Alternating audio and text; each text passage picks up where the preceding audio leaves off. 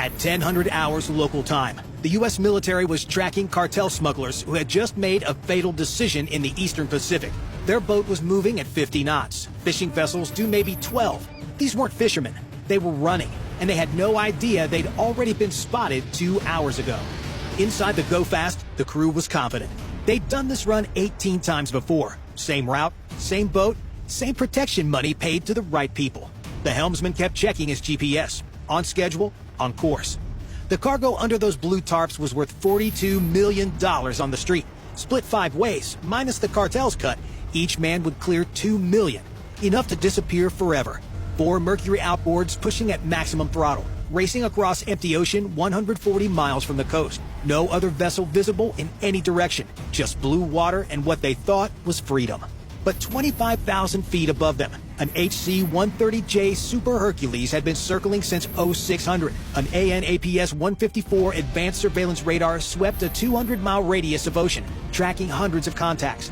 The radar operator had flagged this one at 0800. Speed inconsistent with vessel profile. Course deviation from standard shipping lanes.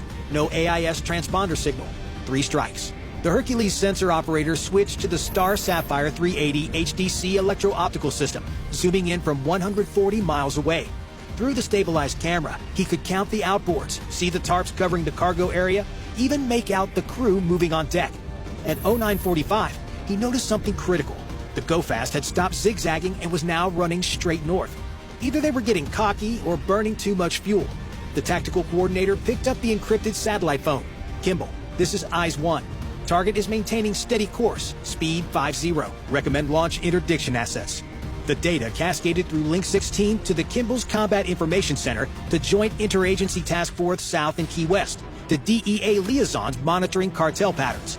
The Kimball was 200 miles away, too far to intercept at her maximum speed of 28 knots. But she didn't need to close the distance herself. The math was simple. The Go Fast would burn through its fuel in 4 hours at current speed. The helicopter could launch, intercept, and resolve the situation while the cutter continued closing for the aftermath. The Go Fast was heading north-northeast at 50 knots, probably aiming for a mothership or coastal rendezvous. Standard cartel playbook. Run hard during daylight when visual detection is easier, but radar stands out less among legitimate traffic.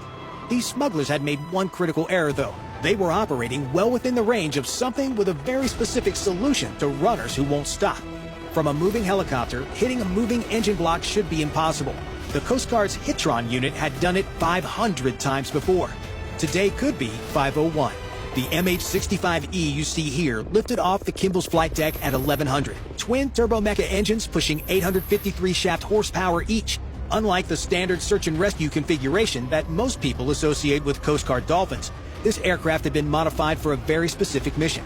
The pilot banked hard toward the intercept point, climbing to 3,000 feet where fuel efficiency peaked. 20 minutes into the flight, the co-pilot spotted the Go Fast wake. A white rooster tail stretching half a mile behind the fleeing vessel. 4 outboards running at full throttle throw an absolutely massive amount of water into the air. From 3 miles out, it looked like someone had drawn a chalk line across the ocean. The smugglers were still running their counter-surveillance zigzags, completely unaware that they'd been tracked continuously for over 2 hours at this point. The zigzag pattern was textbook cartel doctrine. Change heading every 3 to 5 minutes. Never maintain a straight line long enough for intercept calculations. Against surface vessels, this worked. A patrol boat trying to intercept would have to constantly recalculate, burning extra fuel with each course correction. But the helicopter above operated in 3 dimensions, while the smugglers zagged left and right. The MH-65E simply flew straight lines between intercept points, cutting corners the boat couldn't. Inside the Go Fast, the smugglers were probably doing their own math. 4 Mercury 300s burned 25 gallons per hour each